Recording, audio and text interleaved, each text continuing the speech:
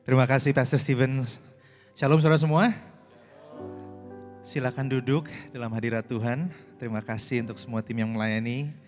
Saya bawa salam dari gereja kami di Jakarta, Jakarta Praise Community Church. Dan senang bisa kembali ada di Batam lagi hari ini, weekend ini. Terakhir saya ke sini, saya masih single, masih jomblo. Tapi kali ini saya ditemani oleh istri saya. Kami menikah hampir 3 tahun yang lalu. Jadi dia pertama kali ke Batam dan impresi pertama langsung, wah jalanannya lebar sekali dan puji Tuhan makanannya enak. Jadi semoga kami bisa kembali lagi untuk makan lebih banyak di Batam. Saudara. Oke, saudara mari kita hampiri Tuhan sekali lagi sebelum kita mulai dengar firman Tuhan. Bapa dalam surga, bersyukur untuk kebaikan-Mu, kemurahan-Mu, kasih setiamu atas hidup kami. Berdoa agar pagi hari ini kami gak hanya mendengar hikmat dan pengertian manusia, tapi kami mendengar suara-Mu, hati-Mu, firman-Mu yang membawa kehidupan buat setiap kami. Berdoa hari ini agar Roh Kudus bicara melampaui kemampuan manusia, sehingga kami keluar di sini gak sama seperti kami datang. Kami diubahkan dan kami lebih mengerti apa yang Tuhan mau dalam hidup kami. Kami serahkan waktu ini dalam tangan Tuhan, dalam nama Tuhan Yesus. Semua percaya katakan amin, amin. Terima kasih juga untuk Pastor Hani yang sudah mempercayakan mimbar ini pagi hari ini untuk menyampaikan firman Tuhan buat saudara semua. Baik, selama 2-3 minggu terakhir saya menyaksikan, saya mendengarkan, menyimak apa yang dikhotbahkan di sini selama 3 minggu terakhir. Dan saya tahu tema saudara adalah The Good News Messenger, membawa kabar baik. Nah, saya pikir saya mau berkontribusi, menambahkan apa yang sudah diajarkan kepada saudara semua selama beberapa minggu terakhir. Nah, judul khotbah hari ini adalah The Power of the Good News, kuasa dari kabar baik. Untuk saudara yang mencatat, ini judulnya ya, Power of the Good News. Kita mulai dari membaca Roma pasal pertama ayat 16. Roma 1 ayat 16, sebab aku, Rasul Paulus menulis kepada gereja di Roma, mempunyai keyakinan yang kokoh dalam Injil. Kenapa dia punya keyakinan yang kokoh? Karena Injil adalah kekuatan Allah yang menyelamatkan setiap orang yang percaya. Pertama-tama orang Yahudi, tetapi juga orang Yunani. Nah, kenapa Paulus ngomong gini? Karena dia menulis ke jemaat yang banyakkan orang Yunani semua. Ya, jadi dia mau kasih tahu mereka bahwa Injil ini nggak hanya untuk orang Yahudi, tapi juga untuk orang Yunani dan tentu untuk semua suku dan bangsa, ya. Nah, penting untuk kita tahu bahwa, nah ini saya ajak saudara mikir sebentar di ibadah yang kedua hari ini, bahwa Alkitab, Injil yang kita lihat, Injil ini ada dalam Alkitab, ya. Injil ada dalam Alkitab kita. Tapi enggak semua Alkitab itu Injil, ya. Saya ulangi sekali lagi, kita bisa menemukan Injil di dalam Alkitab. Tapi enggak semua Alkitab itu Injil. Ya, ada orang bilang, oh ini Alkitab ini Injil. Enggak semua dalam Alkitab itu Injil. Maksudnya apa? Karena Injil artinya kabar baik. Saudara sudah belajar beberapa minggu ini ya. Injil artinya kabar yang baik. Nah, dalam Alkitab enggak semua kabar baik, saudara. Dalam Alkitab tercatat Tuhan mengirim tulah kepada bangsa Mesir, gitu ya. Itu bukan kabar baik, saudara. Ya, terkadang Tuhan kasih pesan spesifik untuk bangsa-bangsa tertentu. Dan dikatakan kalau kamu nggak taat dan bertobat maka akan kena kutuk. Nah, itu bukan kabar baik, saudara. Ya, kabar baik atau Injil yang dimaksudkan oleh Rasul Paulus di sini adalah sebuah informasi yang sangat spesifik. Ya, jadi Injil ada dalam Alkitab tapi nggak semua Alkitab itu Injil. Nah, kenapa penting kita belajar lebih dalam? Karena Rasul Paulus katakan di sini bahwa Injil adalah kekuatan Allah, ya, power atau kuasa Allah itu ada dalam Injil. Bahasa kerennya, bahasa Yunani, dunamisnya Tuhan itu dalam Injil. Dan Injil dikatakan karena Injil adalah kekuatan Allah untuk apa? Yang menyelamatkan setiap orang yang percaya. Nah, kalau kita baca ini seringkali kita pikir gini, oh Injil ini fungsinya untuk menyelamatkan kita, orang yang percaya. Untuk menyelamatkan kita dari neraka, supaya kita masuk ke surga. Jadi kalau orang yang percaya Yesus, dia masuk ke surga. Ya, itu salah satu yang dilakukan oleh Injil, salah satu akibat dari Injil. Tapi kata menyelamatkan di sini gak hanya sekedar mindahin orang dari neraka ke surga, bukan itu saudara. Kata menyelamatkan di sini adalah kata sozo, bahasa Yunaninya. Gak perlu dicatat, yang penting saudara ngerti ya. Kata sozo ini artinya menjadikan utuh kembali. Yang tadinya rusak, yang tadinya hancur, yang tadinya retak, dipulihkan. Jadi kalau saudara bilang, oh orang yang tadinya sakit lalu sembuh, itu sozo saudara. Jadi gak hanya dibatasi, oh kalau dia percaya luput dari neraka masuk surga. Artinya jauh lebih luas dari itu. Jadi Injil kabar baik ini adalah kuasa Allah untuk memulihkan, menyembuhkan, menyempurnakan dan menjadikan utuh setiap orang yang percaya. Nah, saya mau kita pikir lebih dalam lagi tentang Injil kabar baik ini ya. Jadi Injil artinya kabar baik. Bahasa kerennya Yunaninya euangelion ya. Nah, kabar baik bukan nasihat baik, bukan petunjuk baik, bukan instruksi baik, tapi kabar baik. Sebuah kabar itu artinya apa? Kabar artinya sebuah informasi tentang sebuah peristiwa yang sudah terjadi. Itu kabar. Makanya saudara pernah mungkin sekarang semuanya online gitu ya, tapi saudara baca surat kabar. Gitu. Surat kabar itu melaporkan hal-hal yang sudah terjadi. Dan seringkali yang dilaporkan itu gak ada hubungannya dengan saudara. Saudara gak terlibat dalam kabar itu. Saudara mendengar, mungkin saudara kalau ngobrol di sini ya, kamu udah dengar belum kabarnya tentang si A, si B, si C. Dengar kabarnya gak? Itu sebuah informasi tentang sebuah peristiwa yang sudah terjadi, ya kan? Ya, dan seringkali ya gak ada hubungannya dengan saudara. Saudara gak berkontribusi terhadap kabar itu. Gitu. Itulah sebuah kabar, baik itu kabar baik atau kabar buruk. Sebuah kabar artinya sudah terjadi dan saudara seringkali, gak selalu, tapi seringkali saudara gak berkontribusi apa-apa terhadap kabar itu. Gak melibatkan saudara sama sekali. Tapi meskipun saudara gak terlibat dengan kabar itu, kabar bisa membawa dampak kepada saudara. Ya, kabar kadang gak melibatkan saudara, seringkali gak melibatkan saudara, tapi sebuah kabar bisa membawa dampak dalam hidup saudara. Ya contoh aja saudara. Seringkali mungkin kita hanya bisa menunggu kabar tentang kebijakan-kebijakan yang ditentukan oleh pemerintah atas kita.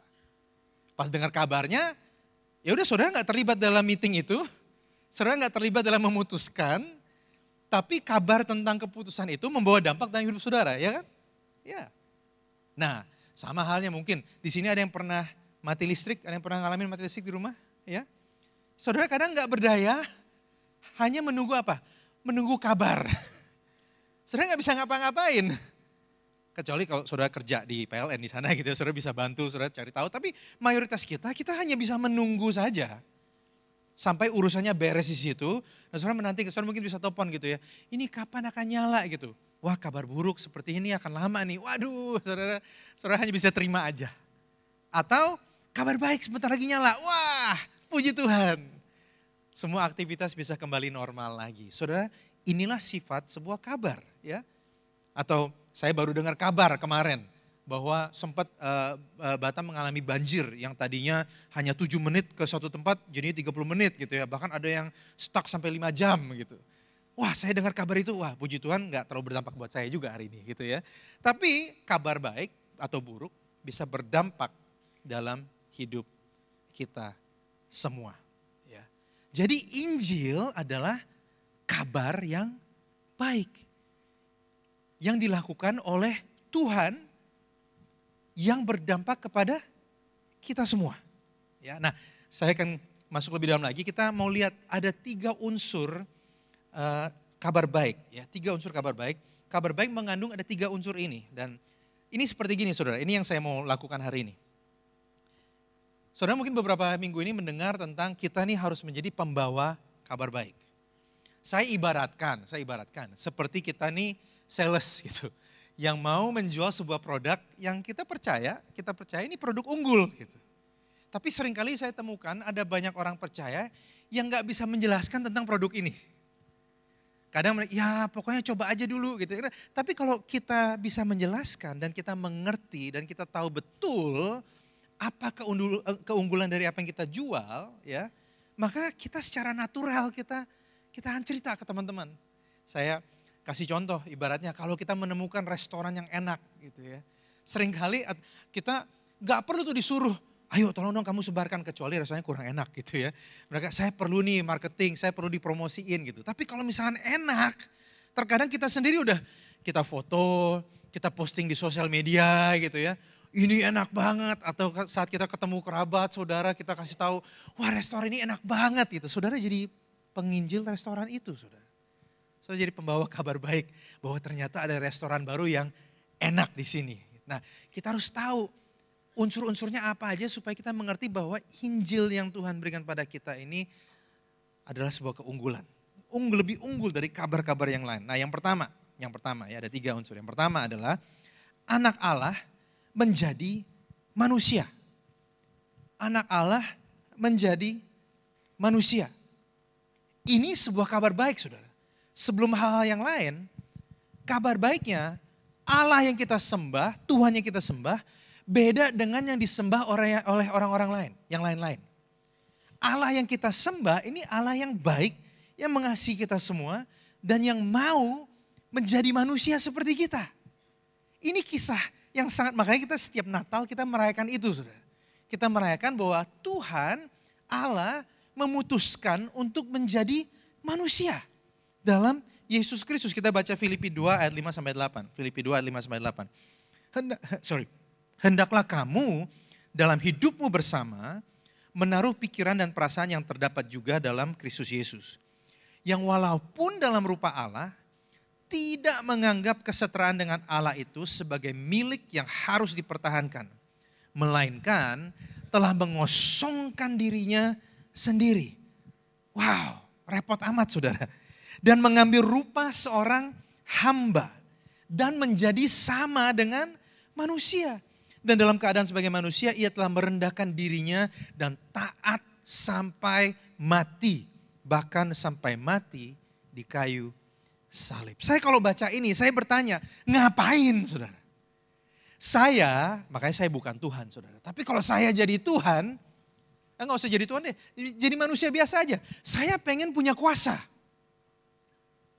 Dan kalau saya punya kuasa, saya agak sulit melepaskan kuasa itu saudara. Iya, saya pengen punya kuasa saudara, untuk kalau misalkan dari Jakarta ke Batam, saya tinggal sekejap 1 detik aja saya muncul di sini. Saya kalau lagi ngidam makanan di Batam gitu ya, dalam sekejap saya bisa muncul di Batam gitu. Saya punya kuasa yang tidak terbatas gitu. Dan terkadang saya juga pengen punya kuasa untuk menghilangkan orang-orang nyebelin di sekitar saya. Pengen saya kadang gitu. Dan Tuhan bisa lakukan itu. Tapi apa yang dia lakukan? Dia mengosongkan dirinya. Dan dia, dalam bahasa saya, membatasi dirinya. Repot banget. Bahkan mau menjadi manusia yang rentan, yang bisa menderita, yang punya kuasa yang terbatas. Ini yang ditulis di Filipi. Dan bahkan yang tadinya dari raja, dari bos, dari pemimpin, mau jadi hamba. Dan taatnya gak kira-kira, sampai disuruh mati pun mau. Jadi Allah menjadi manusia adalah unsur pertama kabar baik, saudara. Tuhan kita gak seperti Tuhan-Tuhan lain. Saudara kalau baca dewa-dewa lain, ilah-ilah lain dalam sejarah yang tercatat ya. Mereka justru menciptakan manusia untuk melayani mereka. Mereka menciptakan narasi yang dibangun adalah mereka menciptakan manusia untuk melayani mereka. Dan kalau kita baca di Kisah Rasul 17, saudara bisa baca sendiri ya. Dinyatakan bahwa Tuhan itu gak butuh sebenarnya semua ini. Dia gak butuh ciptaannya sama sekali karena dia Tuhan, dia sempurna. Tapi dia menciptakan kita. Kenapa? Karena dia mau berbagi. Dia adalah Tuhan yang murah hati, generous. Dan karena dia adalah kasih, maka itu Allah menjadi manusia. Itu kabar baik buat saudara dan saya juga. Yang kedua, unsur yang kedua adalah Yesus menggantikan kita.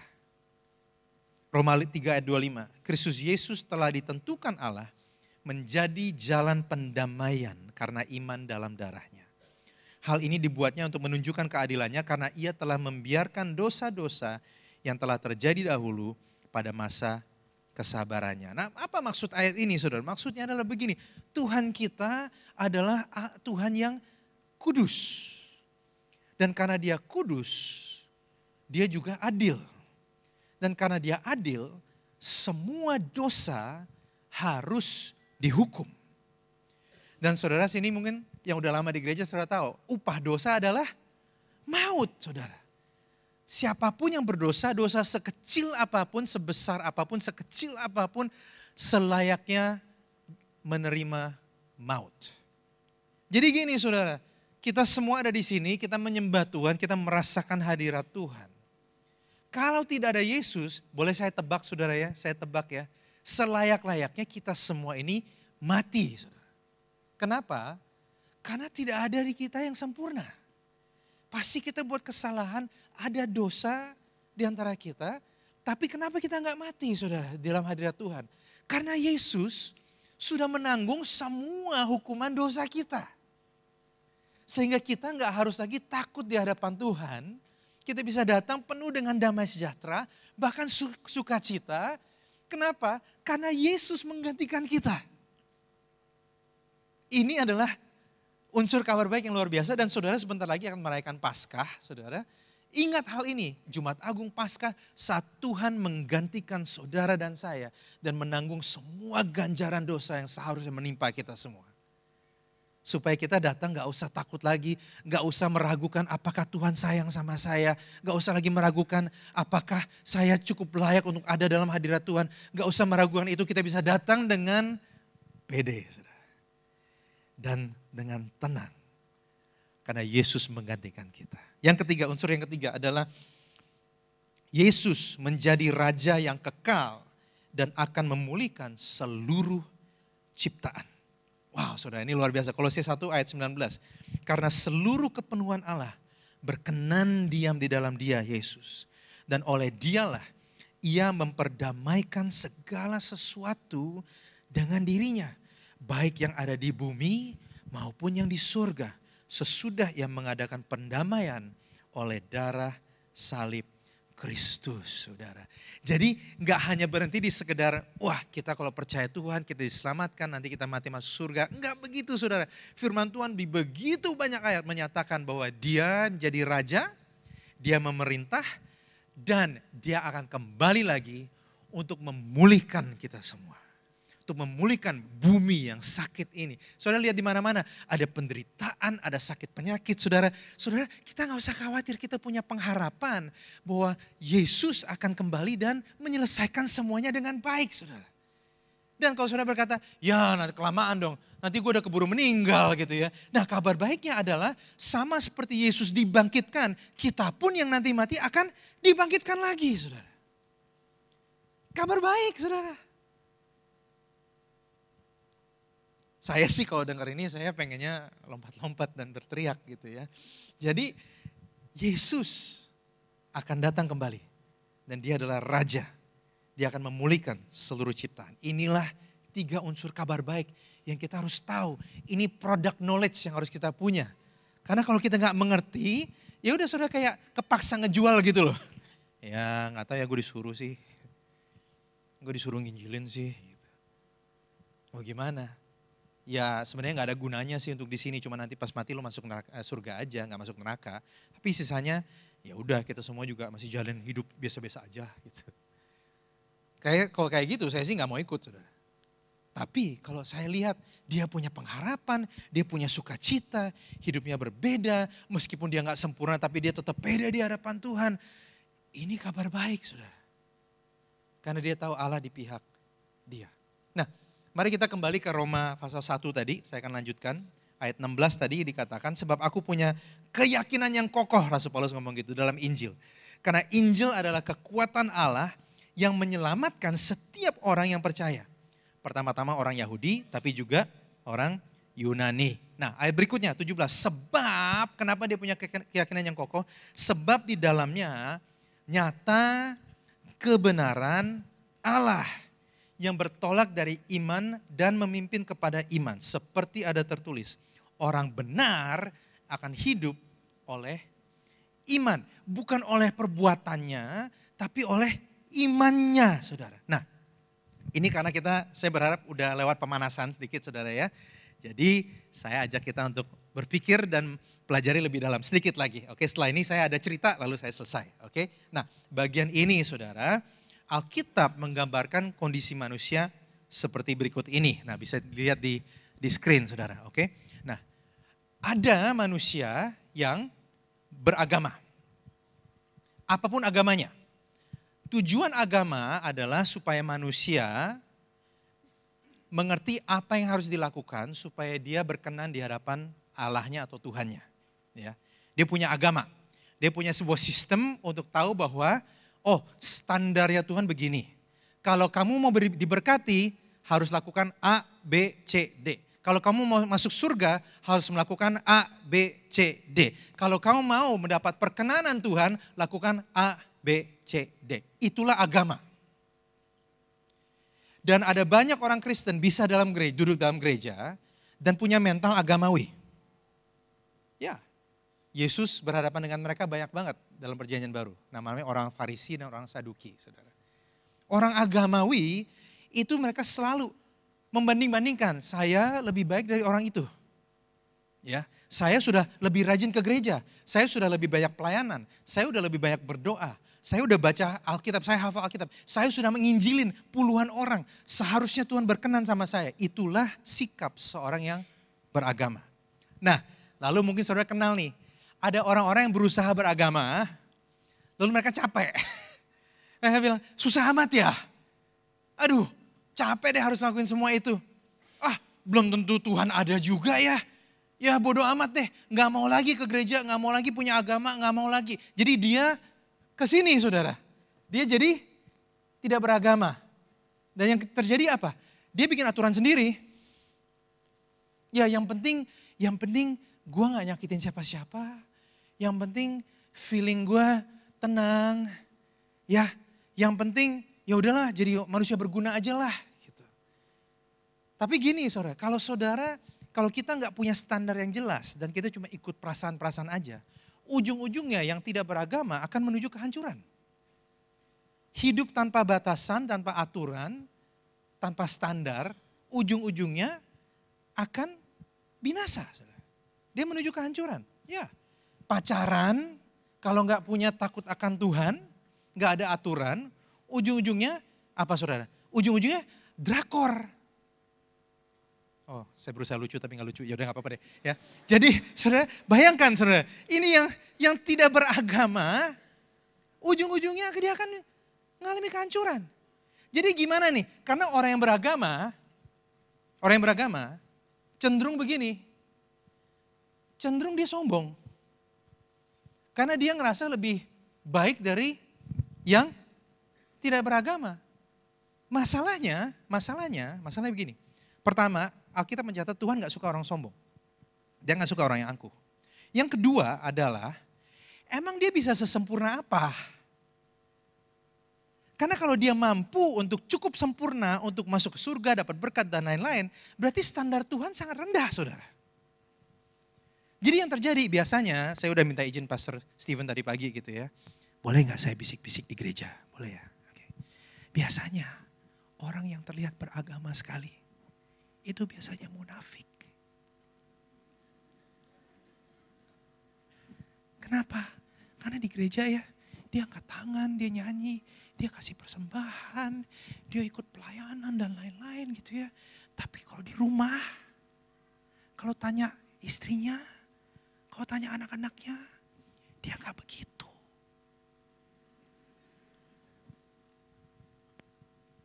Itu yang terjadi sama orang yang beragama. Jadi gimana dong solusinya? Ini kabar buruknya saudara. Karena beragama salah, enggak beragama salah. Injil Jangan dulu deh, bentar lagi deh. Just kidding. Jalan ketiga, itu sebabnya, slide berikutnya, kita diberikan, yang berikut satu lagi, Injil Yesus. Yesus. Nah, biasanya yang beragama dalam Alkitab itu bilangnya gini, dia berusaha mendapatkan kebenaran lewat hukum Taurat. Itu usahanya. Yang gak beragama, dia berusaha untuk menentukan dan mendapatkan kebenarannya sendiri. Tapi yang barusan kita baca tadi di Roma, Injil Yesus, kabar baik tentang Yesus memberikan kita, slide berikutnya, kebenaran Allah. Tuhan sendiri yang datang dan membenarkan. Dia adil karena dosa semua, kita semua sudah ditebus dalam tubuh Yesus. Dan gak hanya dosa kita ditanggung, tapi Tuhan mentransfer saldo kebenaran ke kita semua. Tahukah saudara, aduh ini ayatnya banyak tapi saya gak baca semua. Tapi di Kolose saudara, Tuhan dan Efesus menyatakan bahwa Tuhan sudah memberikan kita semua segala harta surgawi di kita. Di surga udah ditransfer habis buat saudara dan saya. Saudara. Kita sudah memiliki yang terbaik dalam pribadi Yesus, saudara. Nah, Injil menyatakan gini, penting untuk kita memenuhi standarnya Tuhan. Tapi kita nggak mampu. Tapi Tuhan sayang sama kita, jadi gimana dong? Oh, dia kirim perwakilan untuk memenuhi standar Tuhan. Yaitu apa? Yesus. Dan kita menerima kebenaran Allah sendiri. Jangan pernah pikir bahwa kita mampu jadi orang benar dan melakukan kebenaran dengan upaya kita sendiri. Gak bisa, saudara. Gak bisa. Dan masalahnya begini, ini yang tricky, saudara. Karena di ibadah seperti ini, ada dua orang duduk sebelahan, dua-duanya angkat tangan, nyanyi, kasih persembahan, melayani, dan lain-lain. Melakukan semua hal ini, tapi yang satu karena dia takut. Karena dia mau mendapatkan kebenaran sendiri lewat hukum Taurat. Saya akan lakukan ini supaya Tuhan berkenan sama saya. Dan di sebelahnya orang sama angkat tangan bernyanyi karena dia punya damai sejahtera dan sukacita. Karena dia senang bahwa aku sudah ditebus. Ini kabar yang baik sekali. Jadi saudara, yang harus kita lihat bukan perilakunya, tapi hatinya. Saudara. Yang satu hatinya gundah gulana, saudara. Dia gak tahu apakah aku cukup di hadapan Tuhan. Yang satu lagi, puji Tuhan. Karena Yesus, dia mencukupkan segala sesuatu. Inilah kabar baik, saudara. This is the good news yang Rasul Paulus banggakan. Inilah kabar baik yang saya pun banggakan, saudara. Saya ikut Tuhan senang banget karena apa? Karena saya gak usah lagi pusing apakah Tuhan berkenan sama saya atau enggak. Selama saya menaruh kepercayaan saya kepada Yesus Kristus, saudara. Ya, puji Tuhan. Saya kasih definisi agak panjang tapi ini komplit jadi kita akan ulangin beberapa kali. Apa itu Injil? Apa sih itu Injil? Injil adalah kabar baik tentang Allah yang menyelamatkan kita. Dari apa? Dari penghakiman dan dosa melalui Yesus Kristus. Dan memulihkan seluruh ciptaan untuk bersekutu dengan Dia selama-lamanya. Ini definisi Injil, ini product description saya gitu. Untuk Injil, kabar baik yang kita terima dari Tuhan. Oke, saya mau cerita sekarang saudara sebentar tentang seorang bernama Hiroo Onoda. Orang Jepang dia, Hiroo Onoda ya. Cerita ini disadur dari sebuah artikel BBC ya, yang ditulis tahun 2022. Nah, Hiroo Onoda. Pada bulan Desember tahun 1944, jadi ini di akhir-akhir Perang Dunia Kedua ya saudara ya. Jadi Hiroo Onoda ini adalah seorang letnan Jepang ya.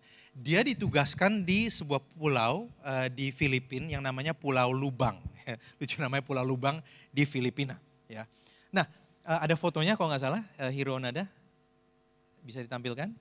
Nah ini dia orangnya oke. Tahun 1944 dia ditugaskan di Pulau Lubang. Nah misi Onoda bersama dengan pasukan kecilnya adalah untuk menghancurkan lapangan terbang Lubang ya. Dan juga tugasnya menghancurkan sebuah dermaga ya, di situ. Pelabuhan ya. Ditambah setiap pesawat yang mau mendarat, pesawat musuh atau kapal musuh harus mereka hancurkan, mereka tembak. Nah, singkat cerita, Hero dan pasukannya ini gagal. Mereka gagal dan pasukan musuh mulai menguasai pulau itu. Jadi dia terpaksa dengan pasukannya sembunyi di dalam hutan. Ya, mereka sembunyi cukup lama, cuma bisa makan kulit pisang katanya, curi beras dari musuh dan lain-lain. Ya. Nah, nggak lama setelah itu, saudara ingat atau tahu sejarah nggak ya? Perang berakhir, perang dunia berakhir. Kalau ada yang ingat tanggalnya, banyak kan udah hidup, 45 belum lahir, oke, anyway. 15 Agustus 1945, ya. Perang dunia berakhir dan yang terjadi adalah mereka mengirim kabar lewat selebaran-selebaran yang dijatuhkan dari pesawat. Jadi pesawat terbang lewat pulau, jatuhin selebaran, gitu, menyatakan perang sudah selesai. Nah, masalahnya begini, saudara. Hiro Onoda saat dia menerima selebaran-selebaran itu, dia nggak percaya. Dia menganggap ini propaganda musuh untuk supaya dia dan pasukan bisa keluar dari persembunyian mereka. Jadi dia tolak kabar itu, dianggap itu palsu. Gitu. Nah, sampai Jepang mengirim sebuah tim untuk mencari mereka, tapi setiap ada orang Jepang yang datang, si Hiro Onoda ini menganggap ini sepertinya tawanan Jepang, ditawan musuh dan dicuci otaknya untuk menipu kita gitu. Supaya kita keluar dari persembunyian, bayangin saudara. Mau dicari tapi ditolak merekanya. Ya. Nah sampai foto-foto keluarga Onoda dikirim ke dia. Dan ini zaman belum ada Photoshop saudara. Belum ada. Tapi dia anggap ini rekayasa dari musuh. Again supaya mereka bisa menyerah dan keluar dari persembunyian mereka. Onoda nggak sadar bahwa kampung halamannya pun sudah dibom. Dan sudah dibangun kembali. Dia nggak tahu soal itu. Dan dia anggap bahwa sampai mereka lemparin surat kabar dan dia sekali lagi menganggap semua itu propaganda. Mereka tetap sembunyi dan pemerintah Jepang menyatakan dia meninggal tahun 1959. Bayangkan udah 15 tahun saudara. Tapi kenyataannya dia masih hidup. Dia masih komit kepada misi rahasianya untuk mempertahankan pulau itu sampai tentara kekaisaran kembali. Nah, saudara mau tebak berapa lama dia ada di pulau itu sembunyi? 30 tahun, saudara. 30 tahun dia sembunyi di pulau itu dan menganggap bahwa perang masih terus berlangsung. Sampai suatu kali dia ketemu dengan seseorang bernama Norio Suzuki. Ya, dia ini penjelajah, explorer dia. Dia bertemu dengan Norio Suzuki ini, ngobrol, pasukannya satu persatu meninggal di situ, di pulau itu. Ngobrol sama Suzuki ini dan mereka membuat sebuah kesepakatan. Suzuki harus membawa komandan atasannya Onoda untuk datang ke Pulau Lubang dan memerintahkan dia untuk meletakkan senjatanya baru dia mau pulang. Nah, untungnya atasannya masih hidup saat itu. Udah pensiun ya, udah hidup enak gitu. Datang ke Pulau Lubang dan akhirnya tanggal 9 Maret 1974 Hiro Onoda pulang kembali ke Jepang. Dia pulang dan dia diberi penghargaan sebagai seorang pahlawan. Dan tentu kita bisa hormati komitmen ya dan dedikasi dia terhadap bangsa dan negaranya. Dan ada sebuah film kontroversial ya yang dibuat tentang dia, tentang keputusan-keputusan dia saat dia ada di pulau itu selama 30 tahun. Saudara. Nah bayangkan saudara, selama 30 tahun. Hiro Onoda itu hidup dalam realita yang berbeda dengan kenyataan. Bahwa perang sudah selesai dan sebenarnya dia sudah bisa kembali ke tanah airnya. Meskipun banyak yang berusaha kasih tahu dia, tapi dia tetap pegang sama realitanya sendiri. Bahwa dia masih harus berperang, dia masih harus melindungi dirinya dari ancaman-ancaman yang ada di mana-mana. Realita Onoda dibentuk oleh rasa takut dan kepentingan untuk menjaga diri sendiri. Saudara, pesannya adalah jangan jadi seperti Hiro Onoda. Di mana Tuhan sudah melampiaskan seluruh amarahnya dalam tubuh Kristus. Tapi saudara hidup seolah-olah Tuhan masih bisa marah sama saudara. Tuhan sudah mencurahkan seluruh kasih-Nya kepada saudara. Tapi saudara hidup seolah-olah Tuhan masih butuh untuk saudara yakinkan, untuk memberkati saudara. Tuhan mau memberkati saudara. Tuhan sayang sama saudara. Dan semuanya itu ada terbukti dan menjadi nyata dalam Yesus Kristus. Dan banyak orang Kristen ke gereja tapi gak mengerti Injil. Gak mengerti kabar baik. Bahwa Tuhan waktu Yesus ngomong di kayu salib sudah selesai. Benar-benar sudah selesai. Saudara bisa hidup dalam damai sejahtera dan sukacita. Dan saudara beribadah melayani Tuhan bukan karena saudara mau dapat sesuatu dari Tuhan. Tapi karena saudara kagum seberapa luar biasanya Tuhan. Mengasihi saudara, mencintai saudara. Dan mau menyelamatkan saudara dari hidup yang sia-sia. Dia mau kasih saudara tujuan, makna, dan semua kasih dan cinta yang saudara butuhkan. Semua ada di dalam Dia. Markus 1 ayat 14-15. Sesudah Yohanes ditangkap, datanglah Yesus ke Galilea memberitakan Injil Allah. Katanya, waktunya telah genap, kerajaan Allah sudah dekat. Bertobatlah dan percayalah kepada Injil. Bertobat artinya mengubah cara kita berpikir. Bertobat itu bukan, nangis, menyesal, bukan itu. Bertobat metanoia artinya mengubah cara kita berpikir. Jangan hidup seperti orang yang masih harus berusaha dengan upaya sendiri menyenangkan Tuhan. Tapi hiduplah sebagai seorang yang tahu bahwa kau sudah dikasihi. Dan diberkati. Dan diberi kuasa menjadi anak-anak Allah. Ubah, bertobat. Karena kerajaan Allah sudah dekat. Nah, dengan cepat baru menit terakhir. Apa yang bisa kita lakukan untuk meresponi Injil ini? Yang pertama, berhenti mengandalkan kekuatan sendiri untuk keselamatan kita. Hentikan saudara, karena gak ada gunanya. Karena yang bisa menyelamatkan kita hanya Yesus. Percaya dalam Dia, pelajari lebih lagi tentang Dia. Percaya, trust, bersandar kepada Dia. Hanya Tuhan yang bisa menjadikan aku utuh. Hanya Tuhan yang bisa memberi kau harapan akan masa depan yang luar biasa. Yang kedua, sebelum itu ada catatan penting di catatan saya di sini. Saya harus sampaikan kepada saudara. Yang pertama, artinya apa? Artinya gini, relax. Dalam hadirat Tuhan, relax. Jangan seperti orang-orang yang beragama, baik itu agama Kristen, agama apapun, yang gak tenang saudara. Tapi saudara bisa relax dalam hadirat Tuhan. Tahu bahwa saudara diterima dan dikasih. Yang kedua, jadikan Injil sebagai landasan dan acuan pertumbuhan. Kenapa saudara? Karena hati manusia cenderung selalu mau kembali beragama. Selalu. Kenapa? Karena meskipun saudara sudah diampuni, saudara dikuduskan, disucikan, saudara masih bisa buat kesalahan, ya enggak? Saudara masih terkadang sebenarnya enggak pengen, tapi saudara jatuh dalam dosa terkadang. Dan kadang orang jatuh dalam dosa, enggak berani mendekat kepada Tuhan. Padahal harusnya kalau saudara jatuh dalam dosa, saudara mendekat kepada Tuhan. Supaya apa? Supaya Tuhan bisa ubah saudara. Ada orang yang buat kesalahan, berdosa, enggak mau ke gereja lagi, enggak mau baca firman Tuhan lagi, karena mungkin dia takut jadi munafik saudara. Tapi melalui Yesus ada kabar baik. Kita bisa mendekat kepada Tuhan. Dan semakin kita sadar ini, semakin kita mengerti ini, semakin kita percaya ini, semakin kita menghidupi ini, kita akan bertumbuh iman kita. Kita akan jadinya mengandalkan Tuhan dalam segala hal. Dan kita gak takut mendekat kepada Dia.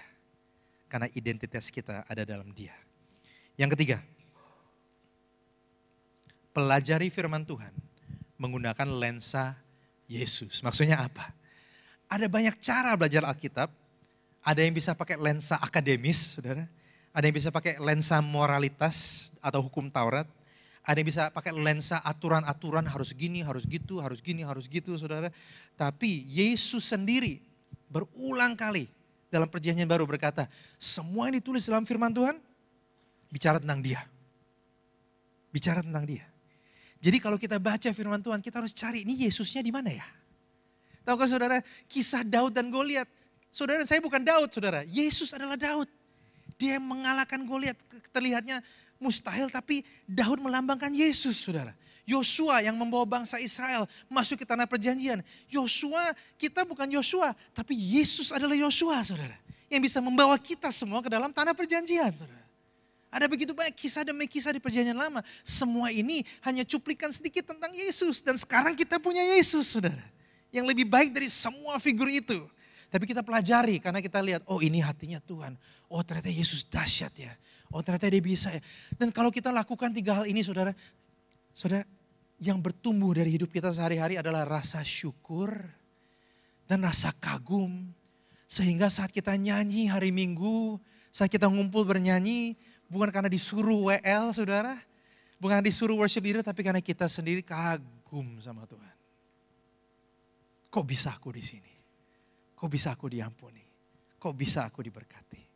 Pelajari firman Tuhan menggunakan lensa Yesus. Apa itu Injil? Injil adalah kabar baik tentang Allah yang menyelamatkan kita dari penghakiman dan dosa melalui Yesus Kristus. Dan memulihkan seluruh ciptaan untuk bersekutu dengan Dia selama-lamanya. Saya berharap saudara punya pengertian lebih dalam sedikit tentang Injil Tuhan. Ini kabar baik yang diberikan pada kita. Kalau kita melihat ada teman-teman yang gak punya pengharapan, kasih tahu Yesus. Kalau ada teman-teman kita yang mungkin bingung nih hidup saya kok makin lama makin hancur. Kasih tahu Yesus. Tapi saudara, sulit untuk saudara kasih tahu kalau saudara gak ngalamin sendiri. Dan doa saya hari ini, untuk saudara benar-benar melalui apa yang saudara dengar, saudara mulai haus dan lapar akan kebaikan Tuhan. Saudara bisa mencicipi, enak ya, pengen aku posting di IG story. Enak ternyata ikut Tuhan. Penuh damai sejahtera dan sukacita. Dan rasa kagum dan syukur yang meluap dari hati kita kepada Tuhan Yesus. Amin saudara.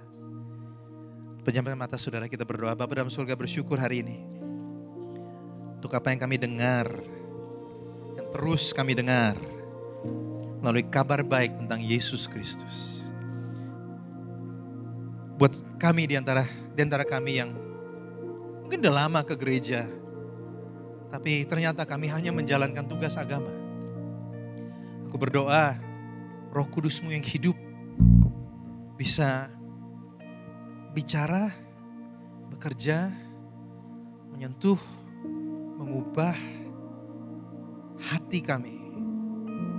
Sehingga kami gak hanya sekedar mengubah perilaku kami jadi orang Kristen, tapi hati kami tertuju kepada Tuhan. Cinta sama Tuhan. Mau melakukan kehendak Tuhan. Mau jadi berkat. Membawa kabar baik-Mu. Membawa Injil Yesus Kristus seumur hidup kami. Mengiring-Mu seumur hidupku. Masuk dalam rencana-Mu Bapa. Pikiranku, kehendakku, ku serahkan padamu. Padamu harapanku hanya di dalam-Mu. Ku kan teguh bersama-Mu Tuhan. Jadikanku bencana-Mu untuk kemuliaan.